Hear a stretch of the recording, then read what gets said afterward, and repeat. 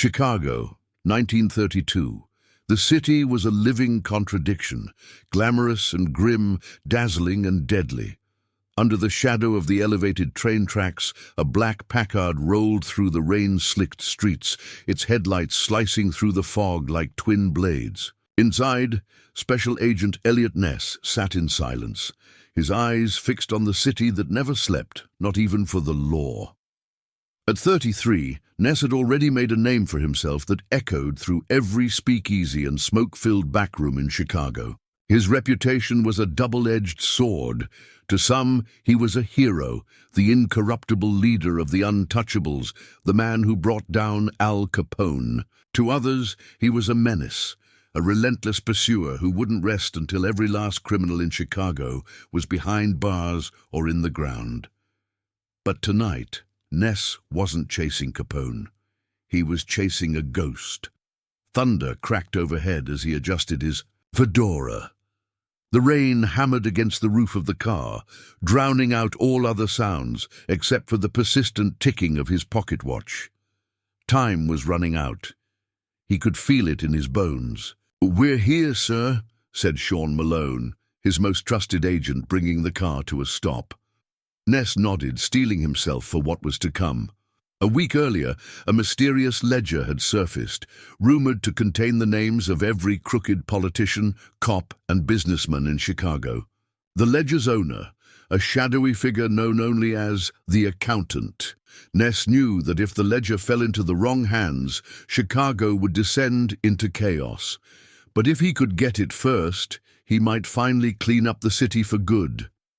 He checked his revolver and nodded to Malone. "Keep the engine running," he said, his voice a low rumble. "If I'm not out in 10, call for backup." Malone's weathered face betrayed his concern. "Be careful in there, Eliot. Word is, this informant's on everybody's list." Ness adjusted his tie. "Everyone's got a list these days, Sean. Let's just hope ours is longer." Inside the nondescript speakeasy on Wabash Avenue, the air was thick with cigarette smoke and jazz. A saxophone wailed mournfully from a small stage, where a woman in a sequined dress sang about heartbreak and betrayal. The patrons, a mix of well-dressed gangsters, corrupt officials, and those desperate enough to drink with them, paid Ness little attention as he entered.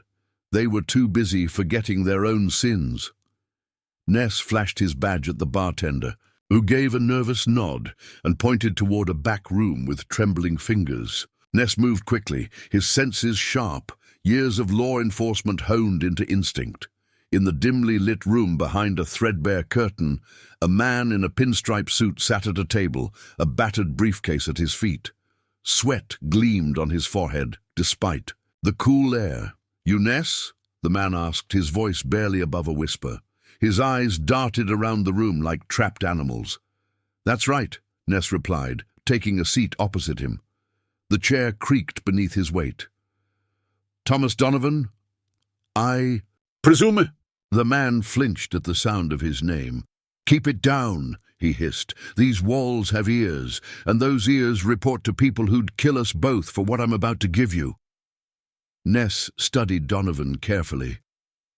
The man was a bookkeeper, for one, of Chicago's lesser-known mob families, the Russo clan. Small-time compared to Capone's empire, but dangerous nonetheless. "You have something for me?"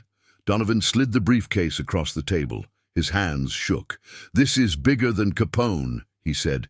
"Names, dates, payments. If this gets out, no one's safe, not even you." Ness opened the case. Inside was a thick, leather-bound ledger, its edges worn with use. He flipped through the pages, names he recognized, amounts that made his stomach turn, judges, aldermen, police captains. It was more than evidence. It was a map of Chicago's corruption, meticulously documented in neat, precise handwriting. "Where did you get this?" Ness asked, his voice hushed. "I didn't," Donovan replied. "The accountant did. I'm just the messenger." "And who exactly is the accountant?" Donovan laughed bitterly. "That's the million-dollar question, isn't it? Nobody knows. Some say it's a disgruntled mob bookkeeper. Others think it's someone inside the police department. All I know is the door burst open with a splintering crack. 2 men in trench coats stormed in, guns drawn. "Hand it over, Ness!" one shouted, his face twisted in a snarl. Ness recognized him instantly. Vincent Russo, youngest son of mob boss Carlo Russo. The other man was a hired gun, his cold eyes marking him as a killer for hire. Ness dove behind the table as bullets ripped through the air. Wood splintered around him as he drew his own weapon and fired back, shattering a bottle of whiskey on the bar. The informant screamed and ducked for cover, glass raining down on his expensive suit. Malone heard the shots from outside and rushed in, his own gun blazing. "Eliot, this way!" he shouted over the gunfire. Ness grabbed the ledger and bolted through the kitchen, pushing past terrified staff as Malone covered his escape. They burst out into the alley, rain pouring down in sheets, the sound of sirens growing louder in the distance. The Packard roared to life as they jumped in, bullets pinging off the metal frame. Malone floored it, tires screeching on wet pavement as they tore away from the scene. As they sped through the nighttime streets of Chicago, Ness clutched the ledger to his chest. He could feel his heart hammering against it. He knew he'd just painted a target on his back, but he also knew this was his chance to change Chicago forever. "What about Donovan?" Malone asked, glancing in the rearview mirror. Ness shook his head grimly. "He's either dead or wishing he was." He looked down at the ledger in his hands. "The question is, who tipped off the Russo boys?" The next morning, the headline screamed, "Untouchable Agent Survives Ambush. Mystery Ledger at Center of Citywide." Manhunt! Ness and Malone holed up in a safe house on the city's west side, a modest apartment above a bakery owned by an Italian immigrant who owed Ness a favor. The smell of fresh bread wafted through the floorboards as they pored over the ledger, spreading its pages across a worn dining table. "This goes deeper than I thought," Ness muttered, tracing a finger down a column of numbers. "Look at these payments. Judge Sullivan, Commissioner O'Banion, Deputy Chief Morgan." He pointed to a particularly large sum. "Even Senator Wright is on the take," Malone whistled low. "That's half the city's leadership." He ran a hand through his thinning hair. "You realize what this means, don't you? We can't trust anyone." Ness nodded grimly. "Not even our own department." He turned another page, revealing more names, more bribes. "The question is, who compiled all this? Who's the accountant?" Before Malone could answer, there was a soft knock at the door. Both men reached for their guns. Malone moved silently to the side of the door, nodding at Ness. "Who is it?" Ness called out. "Oscar Wallace," came the reply. "Treasury Department." Ness relaxed slightly, but kept his hand on his weapon as he opened the door. Oscar Wallace stood in the hallway, his round spectacles fogged from the rain, clutching his ever-present briefcase. "You're a hard man to find, Ness," Wallace said, stepping inside and removing his hat. The forensic accountant had been instrumental in building the tax evasion case against Capone. "I came as soon as I heard about the shooting." "News travels." "Fast," Ness said, closing the door behind him. "Too fast," Wallace agreed, his eyes falling on the spread of papers. "Is that it? The ledger everyone's talking about?" Ness nodded. "I need you to verify these numbers, Oscar. Tell me what we're looking at." Wallace adjusted his glasses and leaned over the table, his trained eye scanning the columns of figures. "This is impressive," he said after a moment. "Meticulous record-keeping. Whoever kept this ledger wasn't just tracking payments, they were building a case." He pointed to a series of cross-references. "See these notations? They correspond to specific events, votes, court cases. It's a complete record of who was paid for what and when." "Can you trace the money?" Ness asked. Wallace frowned. "It would take time, but yes. The real question is whether you want to pull this thread, Eliot. From what I'm seeing here, you'd be taking on half of Chicago's elite, and the other half would kill to get their hands on it," Malone added grimly. Ness was about to respond when the telephone rang. The three men exchanged glances before Ness picked up the receiver. Ness speaking. A staticky voice came through, distorted as if through a handkerchief. "You have something that doesn't belong to you, Agent Ness." Ness tightened his grip on the phone. "Who is this?" "Let's just say I'm an interested party," the voice replied. "The ledger you've acquired is more dangerous than you realize. People are already dying because of it. Donovan, just the first of many unless you're careful. Check the evening paper." The line went dead. Ness looked at Malone. "Get today's evening edition, now." 20 minutes later, they were staring at the headline: "Accountant's informant found dead. Police suspect mob hit."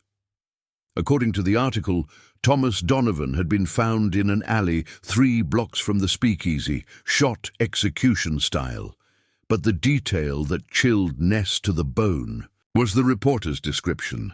Donovan's mouth had been stuffed with torn pages from an accounting ledger. "It's a message," Ness said quietly. "They're telling us they'll kill anyone connected to the ledger." "Which means we need to move fast," Wallace said, adjusting his glasses nervously. "Before they find us, too." As if in answer, a brick crashed through the window, narrowly missing Malone's head. Attached to it was a note: "Return the ledger or die." Ness moved quickly to the window, gun drawn, but the street below was empty, save for a few pedestrians hurrying through the rain. "They found us," Malone said, picking up the brick. "How the hell did they find us?" Ness frowned. "It seems our mysterious accountant isn't the only one keeping records." He turned to Wallace. "We need somewhere secure to continue this investigation, somewhere off the books." Wallace nodded. "I might know a place." Before they could discuss further, there was a commotion downstairs. The sound of breaking glass and a woman's scream pierced the air. "They're here," Ness said, gathering the ledger pages quickly. "Out the back now." They escaped through a service entrance, bullets splintering the wooden doorframe as they fled. Malone's Packard was compromised, so they commandeered a delivery, a truck from behind the bakery, promising the bewildered driver they'd return it. Wallace directed them to an abandoned warehouse on the outskirts of the city, a property seized by the Treasury Department in a tax raid the previous year. "No one knows about this place," he assured them as they pulled up to the rusted gates. "It's not in any official records." Inside, the warehouse was cavernous and cold, filled with shadows and the lingering smell of machine oil. They set up a makeshift command center, using crates as desks and chairs, spreading the ledger out once more. "We need to decode this properly," Wallace said, organizing the pages methodically. "There's a pattern here, a system to the payments." Ness paced the concrete floor. "We need more than patterns, Oscar. We need proof that will stand up in court. Names, dates, evidence of actual crimes. And we need protection," Malone added. "We're sitting ducks out here." Ness stopped pacing. "No. What we need is to find the accountant. They're the key to all of this. They compiled the ledger. They know where the bodies are buried." He turned to Wallace. "Can you find any indication of who might have created this?" Wallace adjusted his glasses again, a nervous habit. "There might be clues in the handwriting, perhaps in the accounting methods. Give me time." Time was the one thing they didn't have. As night fell, they worked by lamplight, each man assigned a section of the ledger. Malone mapped the connections between names, creating a web of corruption on a dusty blackboard he'd found. Wallace analyzed the financial data, tracking the flow of dirty money through the city. And Ness searched for patterns, looking for the signature of the accountant in the meticulous records. Around midnight, a coded message arrived, delivered by a street urchin who vanished into the darkness after handing it to Malone at the warehouse door. "Meet at the old stockyards, midnight tomorrow. Come alone." The accountant, Malone frowned as Ness read the message aloud. "It could be a trap," Ness nodded. "It probably is. But if we don't go, we'll never know who's pulling the strings." Wallace looked up from his calculations. "There's something else you should see," he said, pushing a page across the crate. "I've been tracing the largest payments, and they all lead back to one source. He pointed to a series of entries marked only with the initials C.S. C.S., Ness repeated. Charles Stanton, Wallace said grimly. The deputy mayor. Ness felt the weight of this revelation settle on his shoulders. Stanton was one of the most powerful men in Chicago, rumored to be the next mayoral candidate and backed by some of the city's wealthiest families. If Stanton's the one bankrolling this operation, Malone said, we're going up against more than just the mob. We're taking on City Hall itself. Ness stared at the ledger, at the names and numbers that represented a cancer eating away at his city. Then that's what we'll do, he said finally. But first, I have a meeting with the accountant. The following night, as the city clock struck 12, Ness walked alone into the shadows of the abandoned stockyards. Once the heart of Chicago's meatpacking industry, the yards were now a skeletal landscape of empty pens and silent slaughterhouses. His footsteps echoed on concrete still stained with decades of blood. The ledger was hidden inside his coat, close to his heart. Malone and Wallace waited a block away against Ness's instructions. He'd known they wouldn't let him truly come alone, and in truth he was grateful for the backup.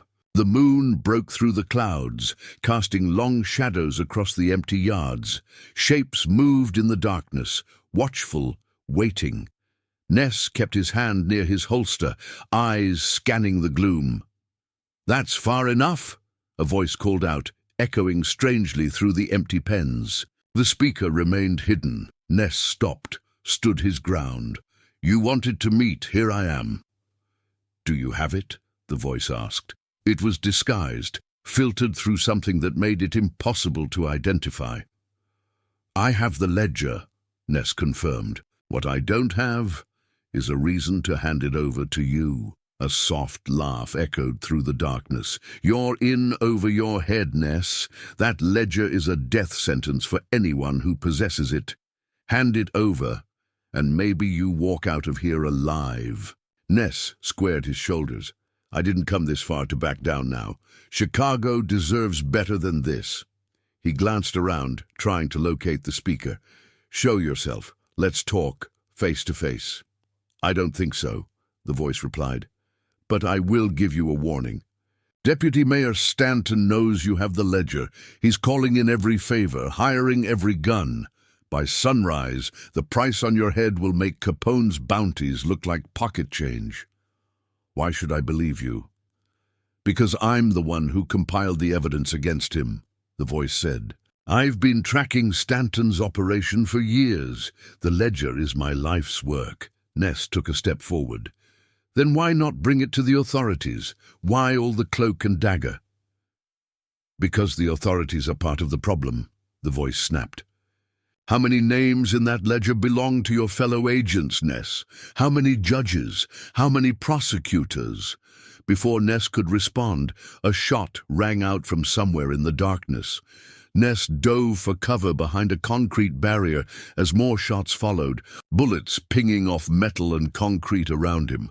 "It's a trap," the mysterious voice shouted. "They followed you." Ness drew his revolver and fired back, aiming at muzzle flashes in the dark. His heart pounded as he counted shooters, at least 3, maybe more. In the chaos, a figure lunged at him from behind, a man with his face hidden by a scarf. The accountant? They struggled, grappling in the dirt as bullets whizzed overhead. The ledger slipped from Ness's coat, skidding across the ground. "The ledger!" the masked figure cried, breaking away from Ness to lunge for it. Malone burst onto the scene, gun blazing, having heard the gunfire. He tackled the masked figure just as they reached for the ledger. "Got you, you son of a—" The figure twisted with surprising strength, striking Malone with an elbow to the jaw.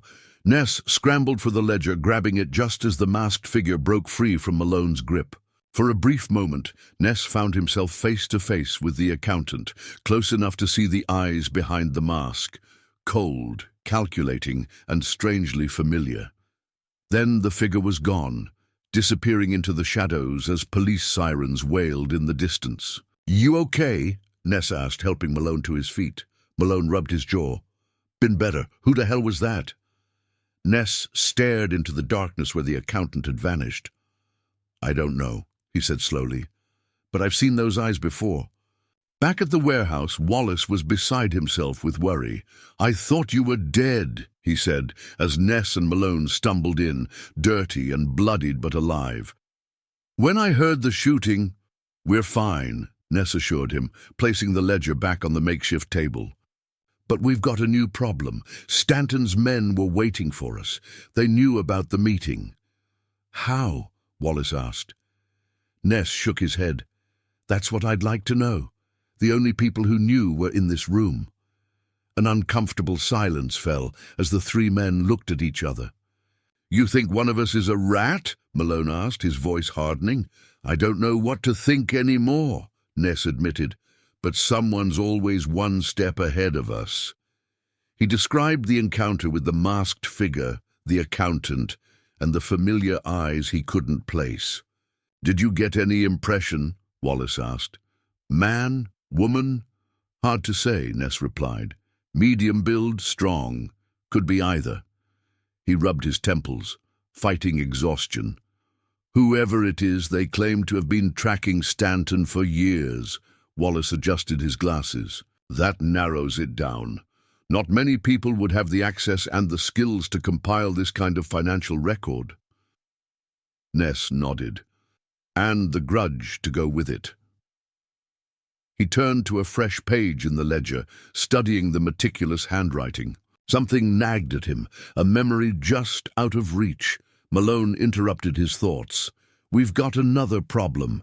If Stanton's putting a price on our heads, we can't stay here much longer. We need to move the investigation somewhere secure. No, Ness said firmly. No more running. It's time to take the fight to them. He looked at his two colleagues, his expression hardening.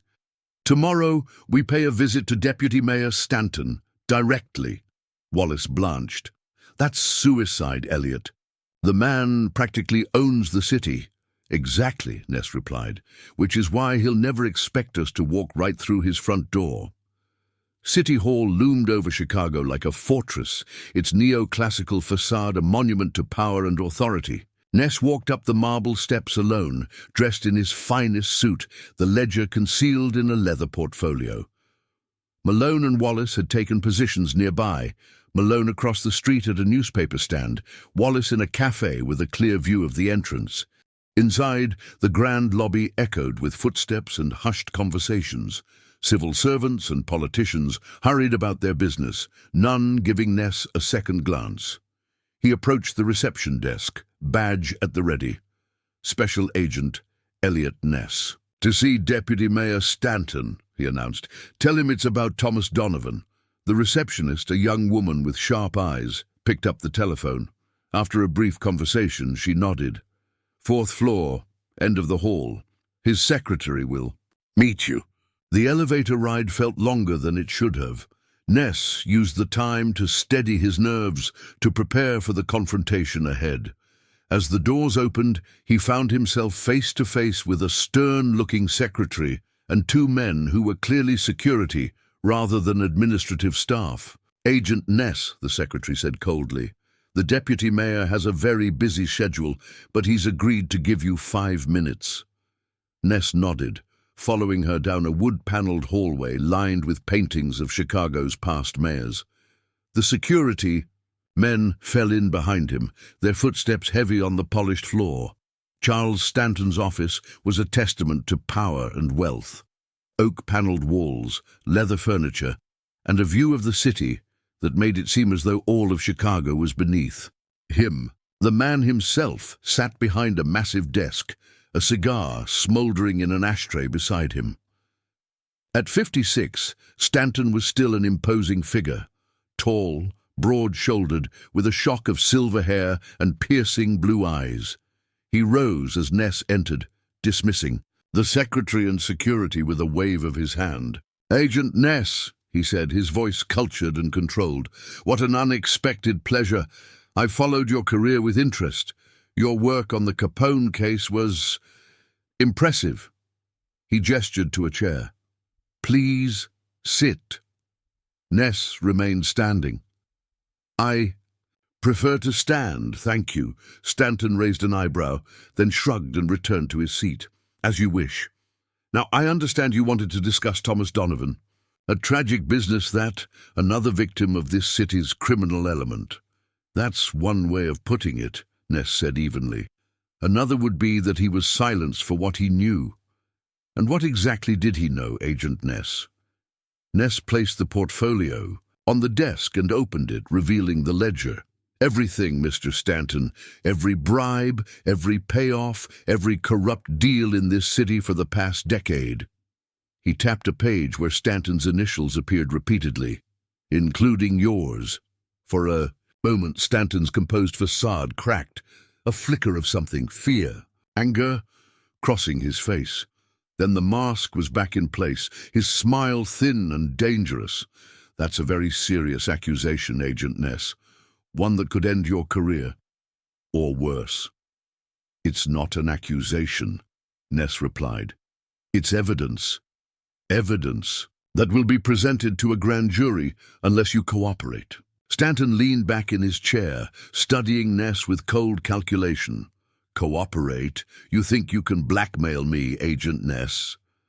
"I think I can offer you a deal. Names. I want the names of everyone involved in your operation, from the street level to the top. Every corrupt cop, every bought judge, every crooked politician." A dry chuckle escaped Stanton's lips. "And in return?" "In return, your name stays out of the papers," Ness said. "You resign quietly, effective immediately, and face reduced charges." Stanton's smile widened. "You're either very brave or very foolish, Agent Ness." He rose from his chair, moving to the window. "Do you really think you're the first to try this approach? The first to wave some damning piece of evidence in my face and demand cooperation?" He turned to face Ness. "Let me tell you what happened to them. They disappeared. Their evidence vanished, and life in Chicago continued as always." Ness held his ground. "I'm not like the others." "No," Stanton agreed, "you're not. That's why I'm giving you one chance, Eliot. Walk away. Return to your prohibition cases. Forget about the ledger. Forget about me." His voice hardened. "This is bigger than you understand. There are forces at work in this city that would crush you without a second thought." "I don't scare easily," Ness replied. "Everyone scares eventually," Stanton said, almost sadly. He returned to his desk and pressed a button beneath it. "I've enjoyed our chat, Agent Ness, but I'm afraid our time is up." The door opened, and the two security men entered. Ness tensed, ready for a fight, but Stanton waved a dismissive hand. "Show Agent Ness out," he ordered. "And gentlemen, ensure that his exit from the building is undisturbed. We wouldn't want any unfortunate accidents." Ness closed the portfolio, securing the ledger inside. "This isn't over, Stanton." "Oh, I think it is," the deputy mayor replied, settling back in his chair. "Goodbye, Agent Ness. Do give my regards to Agent Malone and Mr. Wallace when you see them, assuming, of course, that you do." A chill ran down Ness's spine at the mention of his colleagues. How did Stanton know about Wallace? The Treasury man's involvement wasn't public knowledge. As the security men escorted him out, Ness caught a glimpse of Stanton picking up his telephone, dialing with urgent purpose. In the lobby, Ness scanned the street outside. Malone was no longer at the newspaper stand. Wallace was nowhere to be seen near the cafe. Something was very wrong. He exited City Hall, bracing himself for an ambush, but the street was calm, ordinary. Then he saw it, Malone's hat lying in the gutter across the street, and nearby, a smear of what looked horribly like blood on the sidewalk. Night had fallen by the time Ness made it back to the warehouse. The place was eerily silent, the makeshift command center undisturbed. No sign of Malone or Wallace. A folded note sat prominently on the crate they'd been using as a desk. "The men are alive. The ledger for their lives. Midnight Navy Pier alone." No signature, but Ness didn't need one. Stanton had made his move, using Ness's colleagues as leverage. He sank onto a crate, head in his hands. He'd underestimated Stanton, walked right into his trap. And now Malone and Wallace were paying the price. A noise at the warehouse door made him reach for his gun. He aimed at the shadows, finger on the trigger. "Show yourself," he commanded. "Don't shoot," a woman's voice called out. "I'm unarmed." A slender figure stepped into the dim light. She was in her early 30s, dressed plainly but neatly, with intelligent eyes and a determined set to her jaw. Ness recognized her immediately, the receptionist from City Hall. "Miss?" he asked, keeping his gun trained on her. "Catherine Ross," she supplied. "I'm not who you think I am, Agent Ness." She approached slowly, hands visible. "I work for the accountant." Ness raised an eyebrow but didn't lower his weapon. "Prove it." She reached into her purse, slowly, when Ness tensed, and withdrew a small key. "This opens a safety deposit box at First National Bank. Box 1542. Inside is evidence. Against Stanton that isn't in the ledger. Photographs, recorded conversations." She placed the key on the crate between them. "The accountant wants you to have it." "Why?" Ness asked, still suspicious. "Because you're walking into a trap," she replied. "Stanton doesn't have your men at Navy Pier. They're being held at the old Lexington Hotel, in what used to be Capone's suite. The meeting at the pier is just to get you away from backup, somewhere they can dispose of your body easily." Ness finally lowered his gun, processing this information. "How do you know all this?" Catherine's expression darkened. "Because I've been working undercover in Stanton's office for 2 years. The accountant placed me there to gather evidence." "And who exactly is the accountant?" Ness pressed. She shook her head. "I don't know. I've never met them face to face.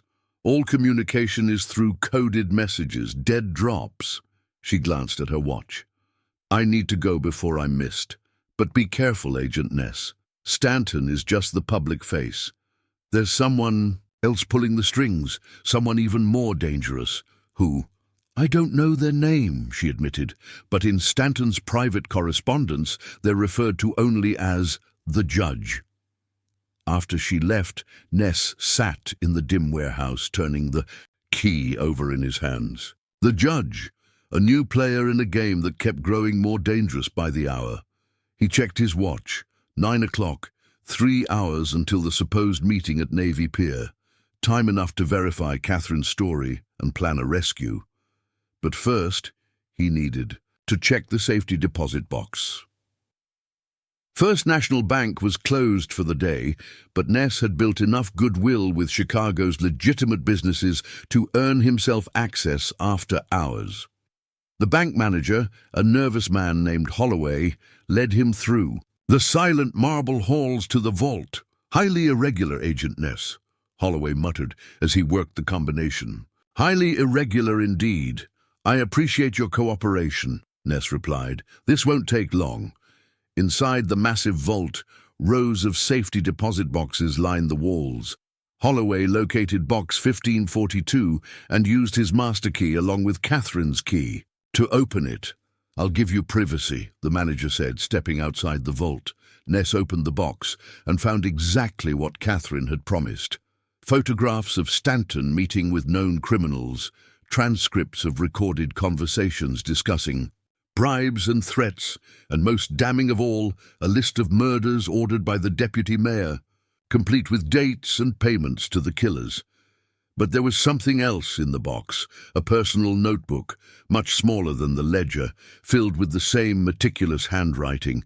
Ness flipped through it, finding not financial records, but personal observations.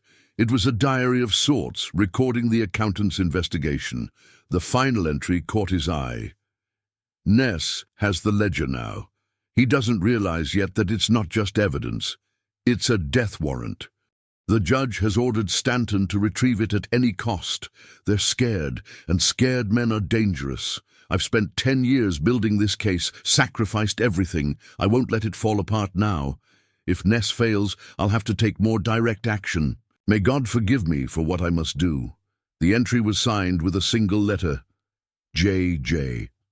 A clue to the accountant's identity? Ness ran through the names of everyone he knew with that initial. James "Jimmy" Doyle, his former mentor on the police force, Judge Jonathan Sullivan, whose name appeared in the ledger as receiving bribes, Janet Hargrove, the assistant district attorney who'd always seemed too eager to drop charges against certain defendants. He gathered the evidence, thanked the manager, and left the bank with his mind racing. One thing was increasingly clear. The accountant was someone with intimate knowledge of Chicago's legal and political system, someone with access to highly sensitive information, perhaps even someone within Ness's own circle of trust. The Lexington Hotel had seen better days. Once the crown jewel of Capone's empire, it now stood half empty, a faded monument to a criminal legacy. Ness approached cautiously, using the service entrance as he'd done many times during Prohibition raids. The old suite where Capone had once held court was on the 5th floor. According to Catherine Ross, that's where Stanton's men were holding Malone and Wallace. Ness had tried to assemble a team of trusted agents, but time was against him. In the end, he'd managed to recruit only 2, Jim Wilson and Jack Gardner, untouchables who'd proven their loyalty during the Capone investigation.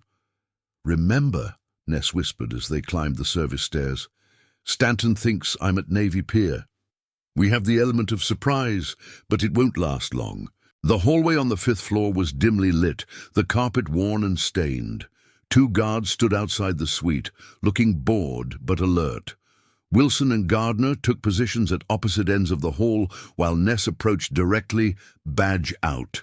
"Federal agent," he announced. "Step aside." The guards reached for their weapons, but Ness was faster. His first shot caught one guard in the shoulder, spinning him around. The second guard managed to fire, the bullet grazing Ness's arm before Wilson and Gardner took him down with synchronized shots. The commotion brought more of Stanton's men running. Gunfire erupted in the narrow hallway as Ness kicked in the suite door.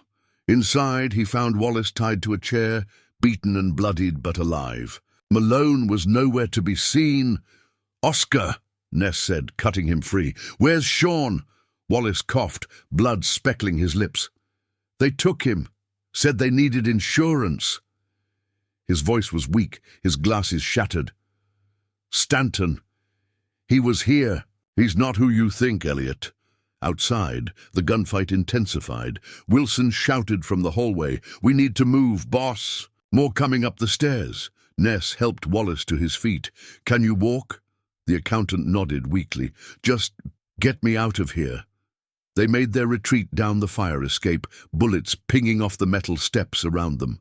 Wallace stumbled several times, and by the time they reached the alley, it was clear he needed medical attention. "Gardner, get him to a doctor," Ness ordered. "Someone we can trust. Wilson, you're with me." "Where are we going?" Wilson asked as they hurried through back alleys. "To find Malone," Ness replied grimly, "and to end this once and for all." Catherine. Ross lived in a modest apartment in a respectable neighborhood on the north side.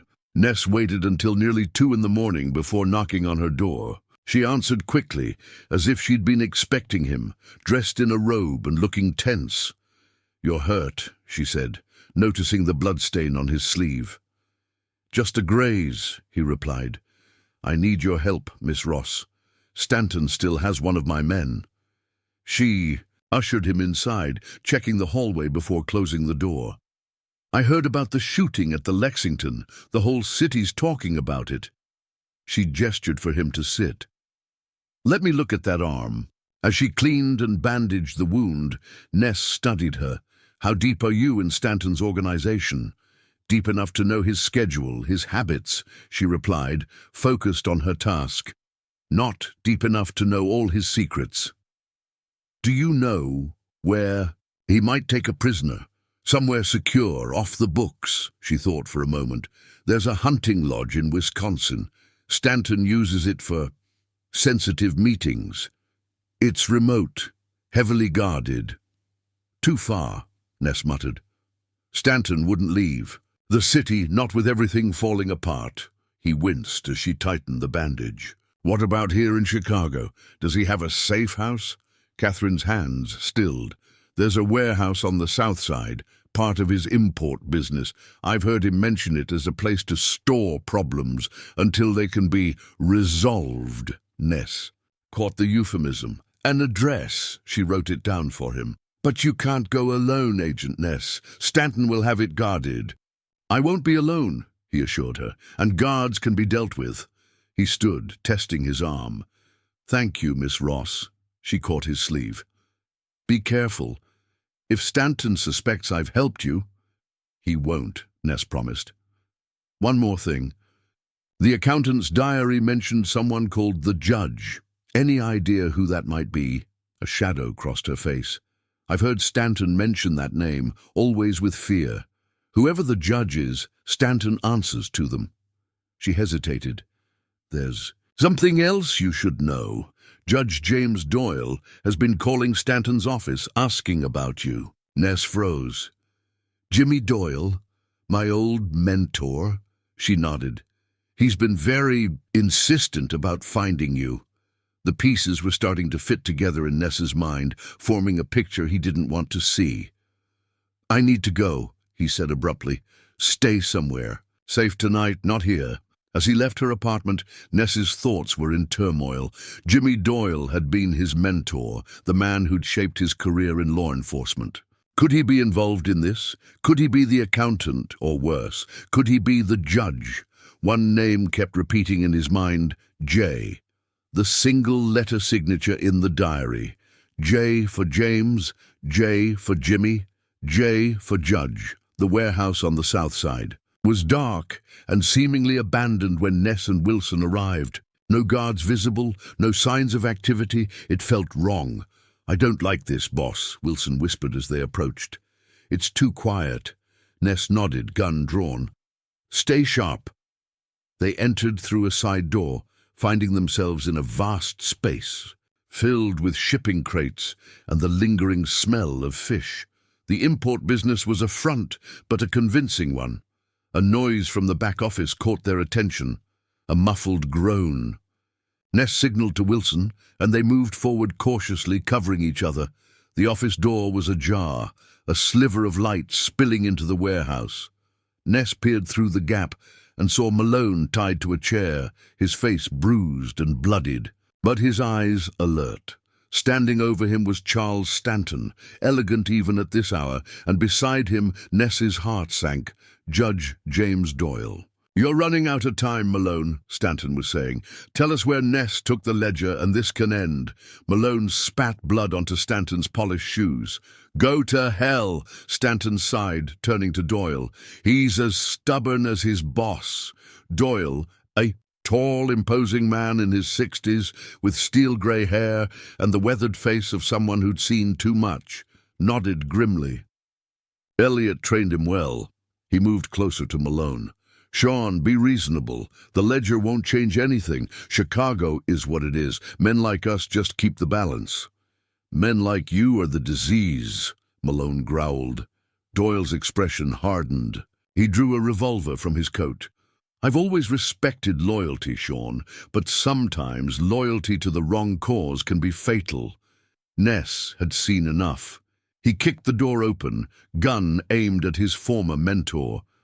Drop it, Jimmy. Surprise flashed across Doyle's face, followed quickly by resignation. Eliot, I should have known you'd find us.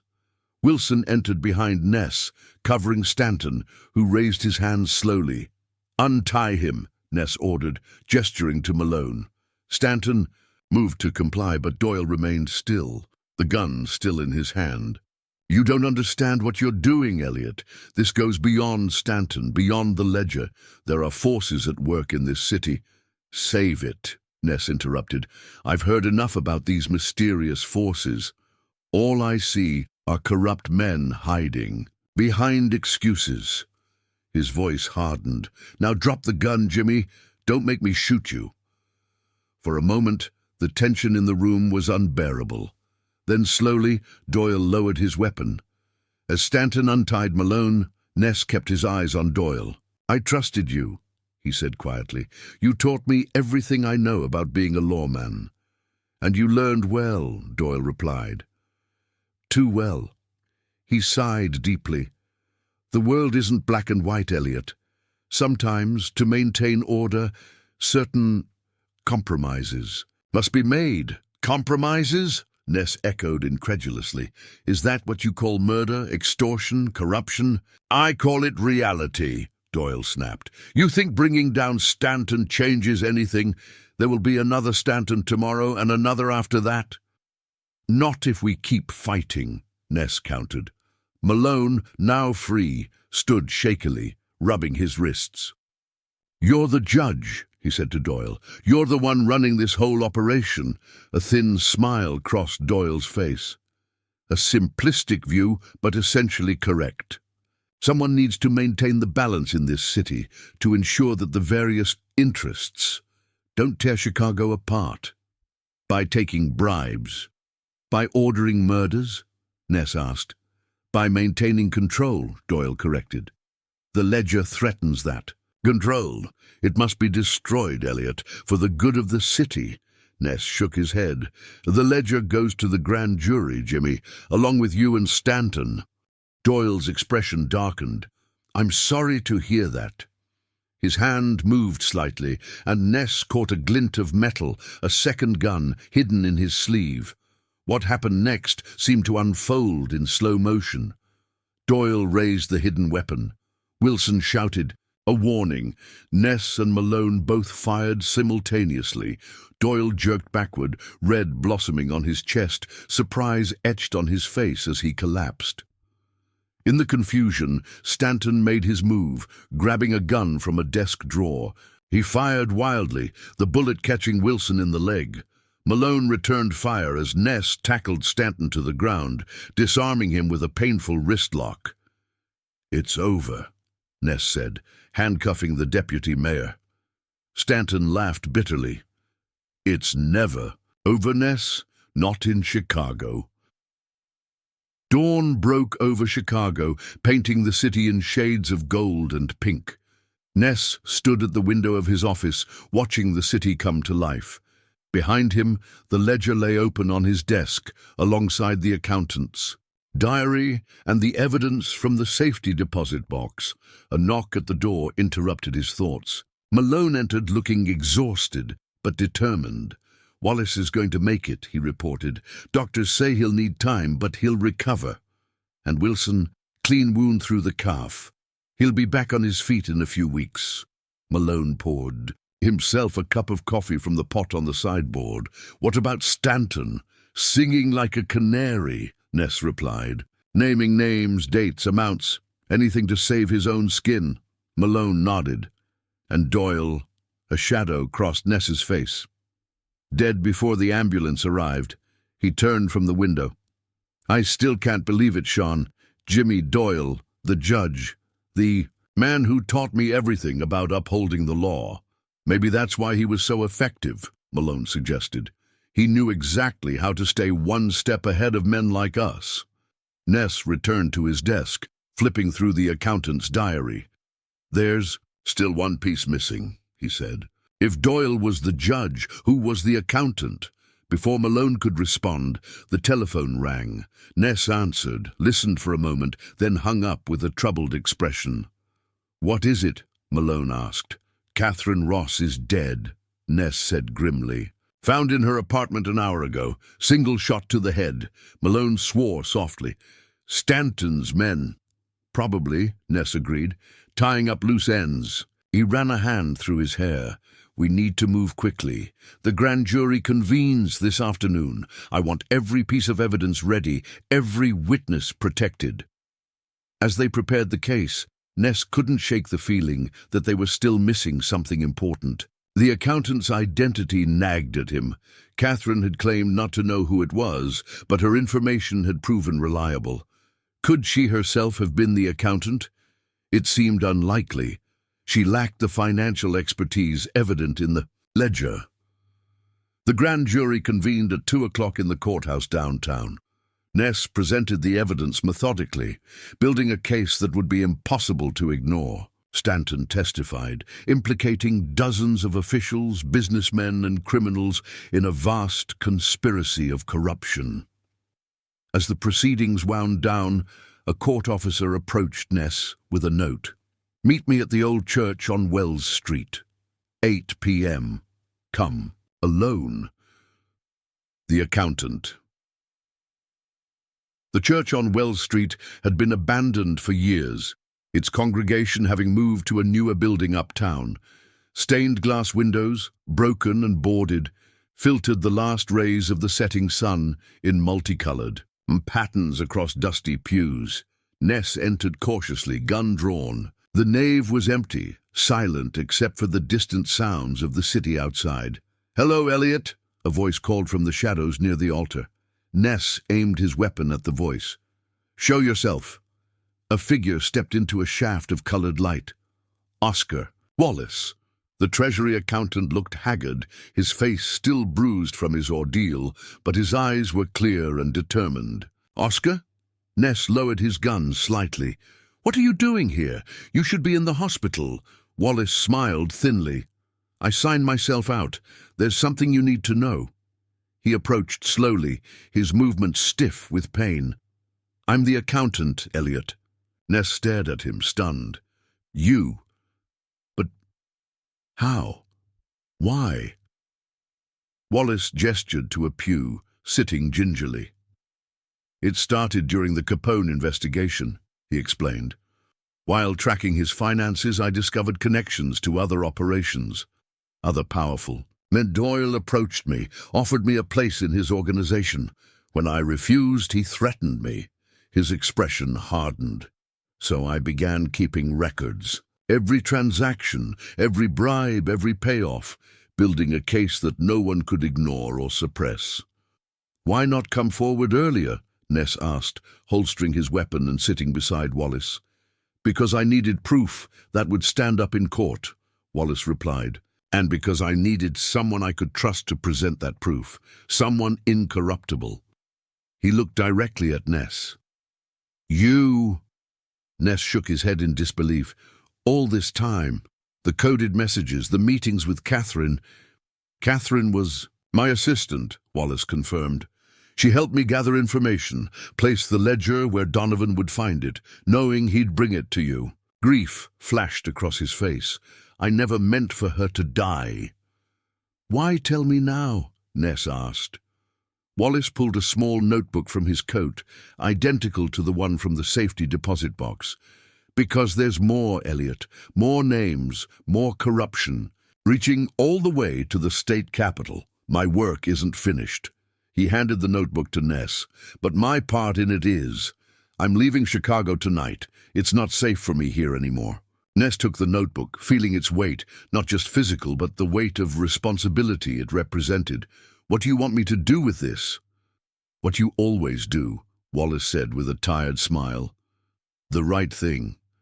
As they parted outside the church, Wallace paused. "You know, Eliot, Chicago may never be completely clean, but men like you make it better than it would be otherwise. Don't forget that." Ness watched him disappear into the night, then turned toward his own path, back to the office, back to the fight that never truly ended in a city like Chicago. 3 months later, Ness stood on the steps of the courthouse. Reporters gathered around him. Behind him, Malone and a team of federal agents escorted Charles Stanton, now convicted on multiple counts of corruption, extortion, and conspiracy to commit murder, to a waiting police van. "Agent Ness," a reporter called out, "is it true that over 30 officials have been indicted based on evidence from the accountant's ledger? 37 to date," Ness confirmed, "with more investigations ongoing." "What about the rumors that Judge Doyle was the mastermind behind the entire corruption network?" Ness paused, thinking of his former mentor. "The evidence speaks for itself," he said finally. "No man is above the law, no matter his position or reputation." "Is Chicago clean now, Agent Ness?" another reporter asked. A small smile touched Ness's lips. "Cleaner," he replied, "and we'll keep working to make it better."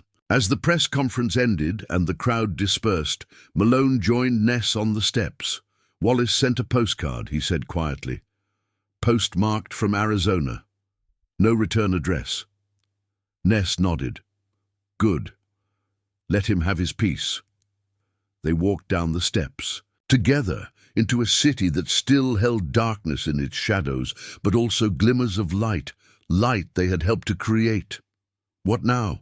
Malone asked as they reached the street. Ness pulled his hat down against the wind. Now, we get back to work. Chicago's still got plenty of ghosts that need chasing. In his pocket, he carried Wallace's second notebook, the next chapter in their ongoing battle, a reminder that the fight for justice was never truly finished. As they walked away from the courthouse, snow began to fall, soft and white against the backdrop of the city they had sworn to protect. Chicago would never be perfect, Ness knew. But as long as there were men willing to stand against corruption, willing to be untouchable in the face of temptation and threat, there was hope. And in Chicago in 1932, sometimes hope was enough. The end.